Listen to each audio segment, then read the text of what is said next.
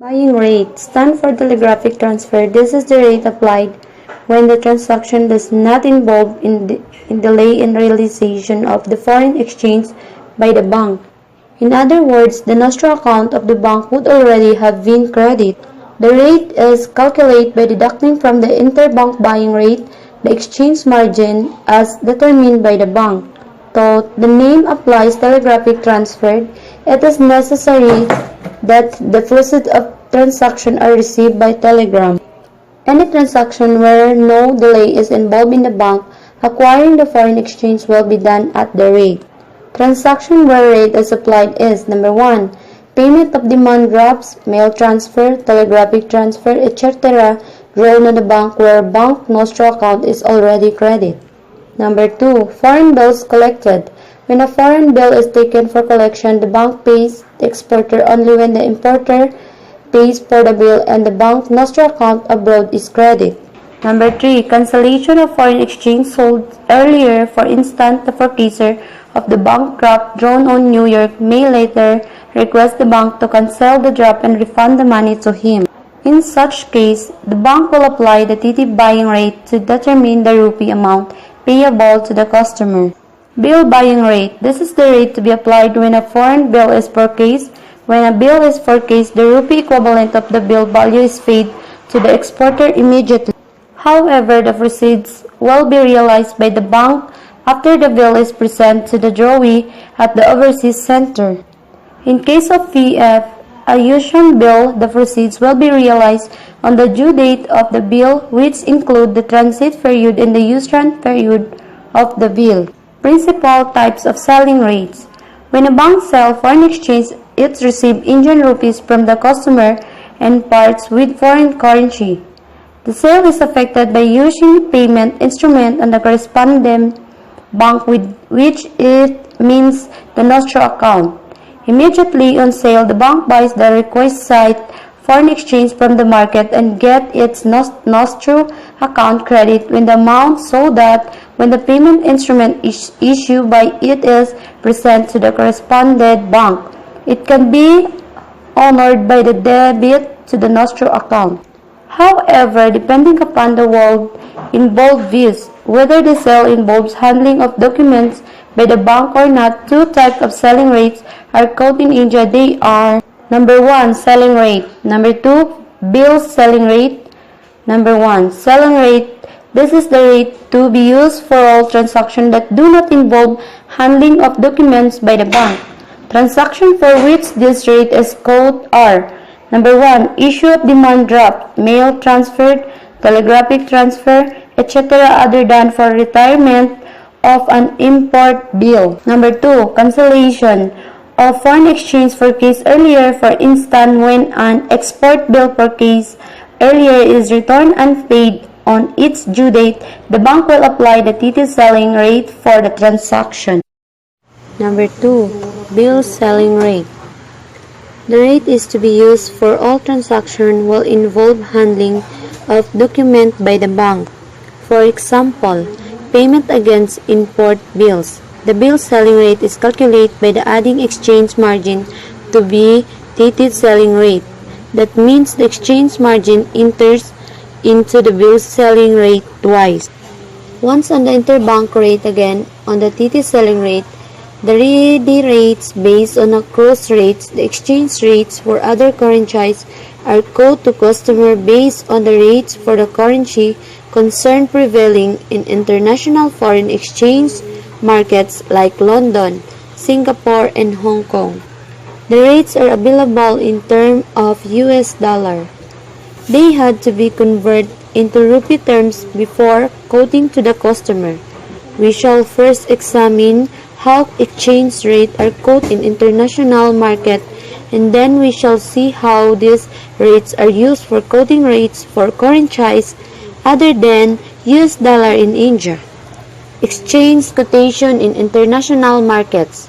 In international markets, very few exceptions, all rates are quoted in terms of US dollar.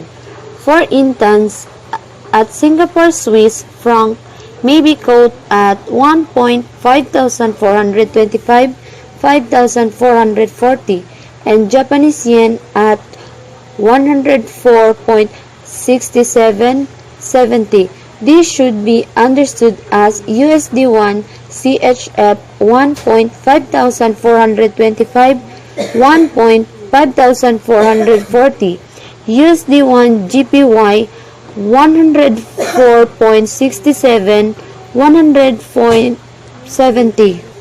In interpreting in international market quotation, we may approach from the variable currency or the base currency viz.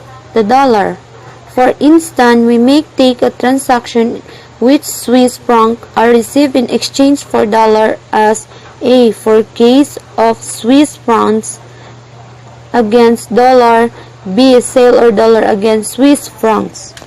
The quotation for Swiss franc is CHF 1.5425 and CHF 1.5440 per dollar. While buying dollar, the quoting bank would part with fewer francs per dollar, and while selling dollar would require as many francs as possible. Thus, CHF 1.5425 is the dollar buying rate and DEM 1.5440 is the dollar selling rate. It may be observed that when viewed from dollar, the exchange quotation part takes the character of the direct quotation and the maxim buy low, sell high is applicable.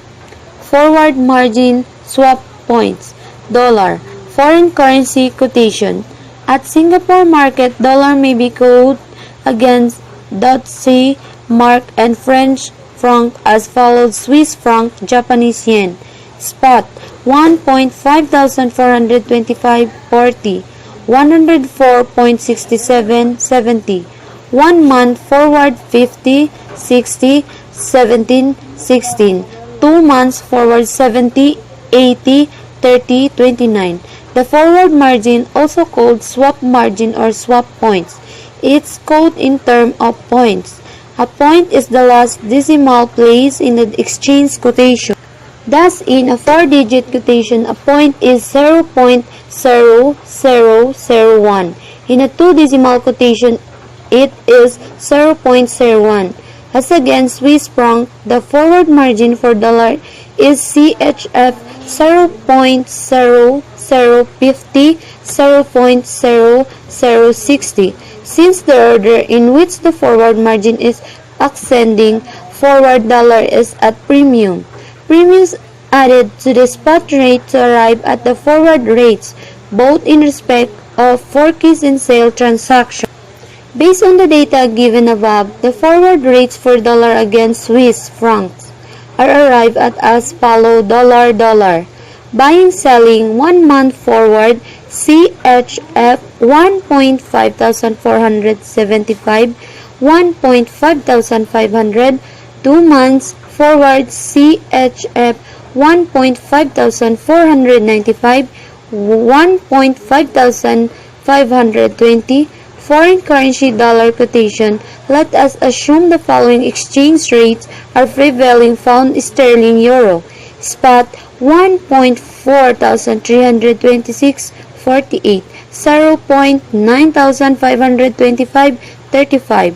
1 month forward 50, 53, 65, 62.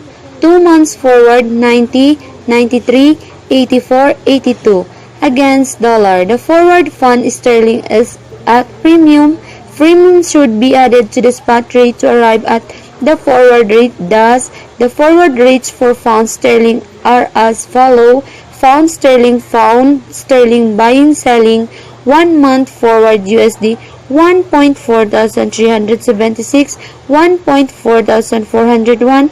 2 months forward USD 1.4416, 1.4441. Cross rates and change rule. In India, buying rates are calculated on the assumption that the foreign exchange acquired is disposed of abroad in the international market and the proceeds realized in US dollars. The US dollars thus acquired would be sold in the local interbank market to realize the rupee For example, if the bank forecasts CHF 10,000 bill, it is assumed that it will send the Swiss francs at the Singapore market and acquire US dollars there. The US dollars are then sold in the interbank market again Indian rupee. The bank would get the rate for US dollars in terms of Indian rupees in India. This would be the interbank rate for US dollars. It would also get the rate of US dollars in terms of Swiss franc at the Singapore market. The bank has to quote the rate to the customer for Swiss franc in terms of Indian rupees. The fixing of rate of exchange between the foreign currency and Indian rupee through the medium of some other currency is done by a method known as chain rule. The rate thus obtained is the cross rate between these currencies. Rule of Fidei.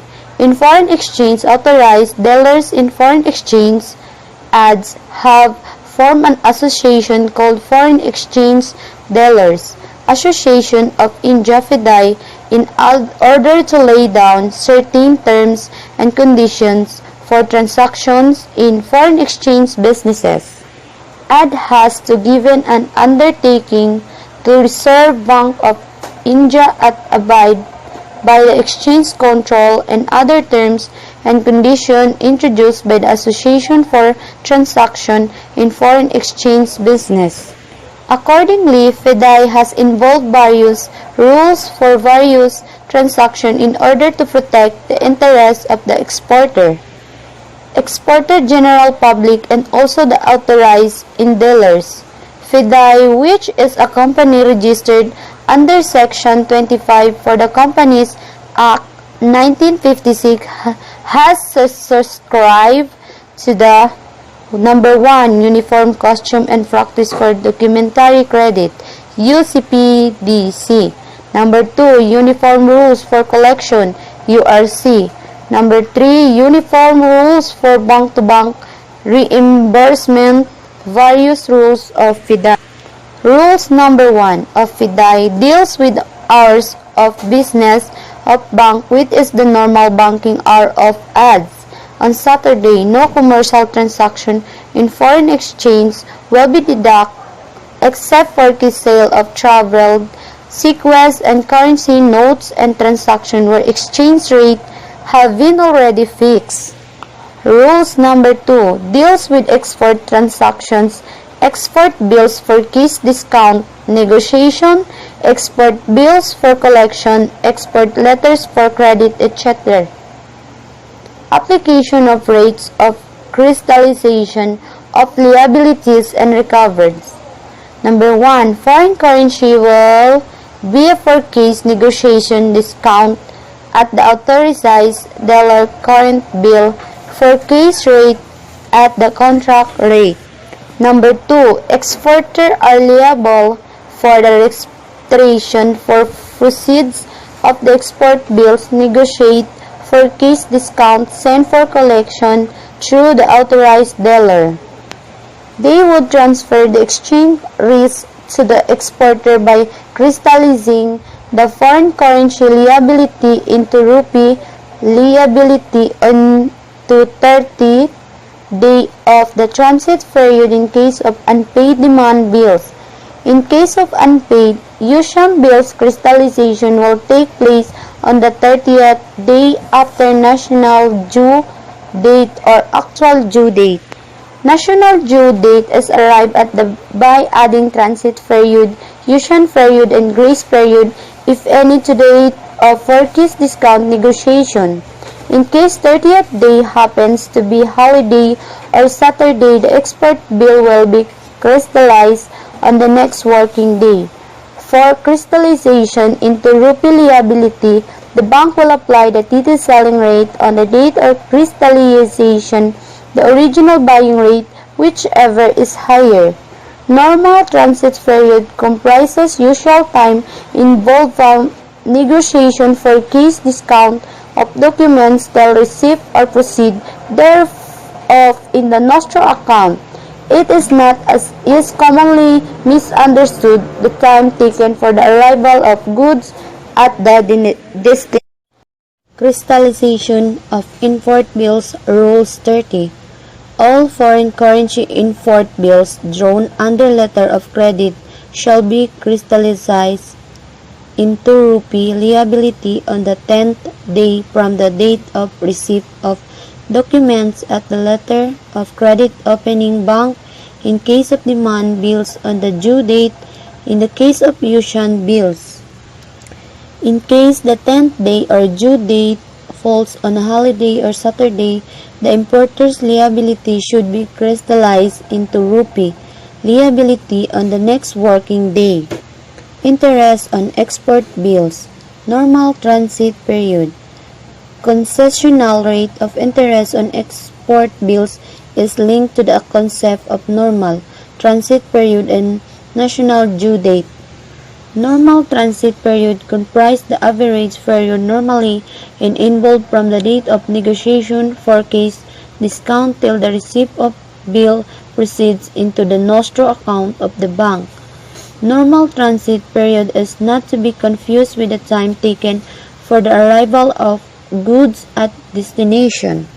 In case of bills payable at sight or on-demand basis, concessional rate of interest as directed by the RVI on export bill is applicable for the normal transit period in case of all foreign currency bills.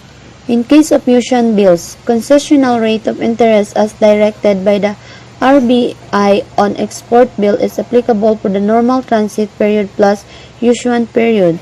Thus, a foreign currency bill payable, for example, at 60 days after sight will be eligible for concessional interest rate for 60 days Yuan plus the normal transit period of 25 days, a total number of 85 days. Normal transit period for purpose of all bills in foreign currency is 25 days. Interest on import bills. A. Bills negotiated under import letter of credit shall carry domestic commercial rate of interest as applicable to advances prescribed by Reserve Bank of India from time to time and shall be recovered from the date of debit to the ad's nostro account, the date of crystallization, retirement, whichever earlier.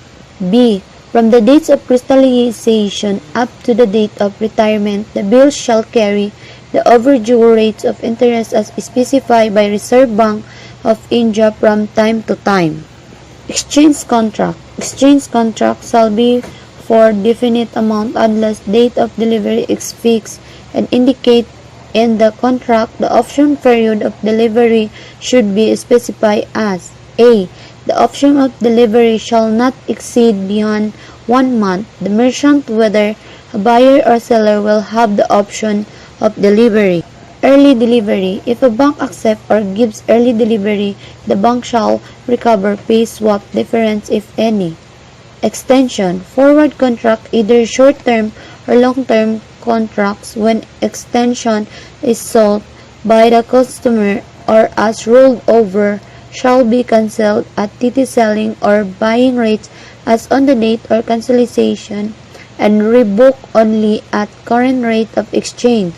The difference between the contract rate and the rate which the contract is cancelled should be recovered from paid to be customer at the time of extension. Such request for the extension should be made on or before the maturity date of the contract. Cancellation. In the case of cancellation of a contract at request of the customer, the bank shall recover pay as the case may be difference between the contract rate and the rate at which cancellation is effected. B.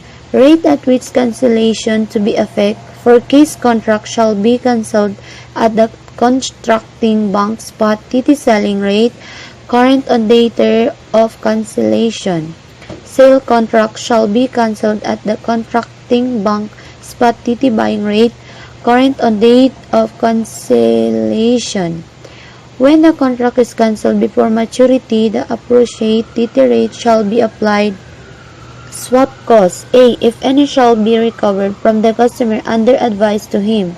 B. In the absence of any instruction from the customer, contract with have matured shall on the 50th day from the date of maturity be automatically cancelled. In case the 50th day falls on a Saturday or holiday, the contract will be cancelled on the succeeding working day. In above case, the customer will not be entitled to the exchange difference if any since the contract is cancelled on account of his default. In case of delivery subsequent to automatic cancellation, the appropriate current rate prevailing on such delivery date shall be applied. Outlay and inflow of funds. A. Interest at not below the prime lending rate of the respective bank on outlay of funds by the bank for the purpose of covering the swap shall be recovered in addition to the swap cost in case early delivery of purchase or sale contracts and early realization do export will negotiate. The amount of funds outlaid shall be arrived at by calculating the difference between the original contract rate at the rate at which swap could be arranged. Letter B. If such a swap leads to inflow of funds, the amount shall be paid at the discretion of banks to the customer at the appropriate rate applicable for the term deposit, the period for which the funds remain with the bank. Letter C. Banks will levy a minimum charge of Rs. 250 for every request from a customer for early delivery, extend or cancellation of a contract. Reserve Bank of India Act 1934. The RBI of India performs both the traditional function of a central bank and a variety of developmental and promotional functions. The RBI Act 1934 confers upon it the powers to act as net issuing authority, bankers, bank, and banker to the government. Reserve Bank as note issuing authority. The currency of our country consists of 1 rupee notes and coins, including subsidiary coins issued by the government of India and the banknotes issued by the Reserve Bank. As required by Section 38 of the RBI Act, government puts into circulation 1 rupee coins and notes through Reserve Bank only. The Reserve Bank has the sole right to issue banknotes in India. The notes issued by the Reserve Bank and the 1 rupee notes and coins issued by the government are unlimited legal tender. Reserve Bank also bears the responsibility of exchanging notes and coins into those of other denominations as required by the public. As required by the Reserve Bank of India Act, the issue of notes and the general banking business of the bank are undertaken by 2 separate departments of the bank. The issue department is responsible for the issue of new notes. It keeps its assets which fund the banking for the note issue quite separate from the asset of the banking department. Exchange control in India. Any transaction in foreign exchange is governed by Foreign Exchange Management Act 1999. The FERA had its origin by Defense of India Rules (DIR) 1935.